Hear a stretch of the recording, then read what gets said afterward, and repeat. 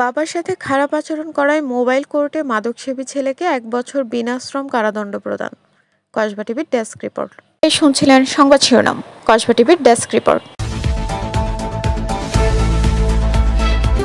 Kasba TV, হৃদয়ে বাংলা। এখন বিস্তারিত জানাচ্ছেন আফরোজা রশিদ। গতকাল রাত 9 ঘটিকার সময় কসবা উপজেলা পৌরসভার 2 নং ওয়ার্ডের শাহপুর পূর্বপাড়ার শুক্কুর মিয়ার বাড়িতে গাঁজা সেবন এবং অতিরিক্ত গাঁজা কিনতে টাকা দেওয়ার জন্য বাবা মাকে গালিগালাজ এবং বাড়ির জিনিসপত্র ভেঙে শান্তি বিনষ্ট করায় পাশা আলী নামে এক ব্যক্তিকে মাদকদ্রব্য নিয়ন্ত্রণ আইন 2018 অনুযায়ী 1 বছরের বিনাশ্রম কারাদণ্ড ও 500 টাকা অর্থদণ্ড প্রদান করেন ভ্রাম্যমাণ আদালত। ভ্রাম্যমাণ আদালত পরিচালনা করেন কসবা উপজেলা নির্বাহী অফিসার ও বিজ্ঞ এক্সিকিউটিভ ম্যাজিস্ট্রেট মোহাম্মদ সামিউল ইসলাম। এ কাজে সহযোগিতা করেন কসবা থানা পুলিশ। তিনি বলেন, মাদকের বিরুদ্ধে এমন অভিযান অব্যাহত থাকবে। কসবা টিভির সংবাদের সাথে থাকার জন্য ধন্যবাদ জানাচ্ছি।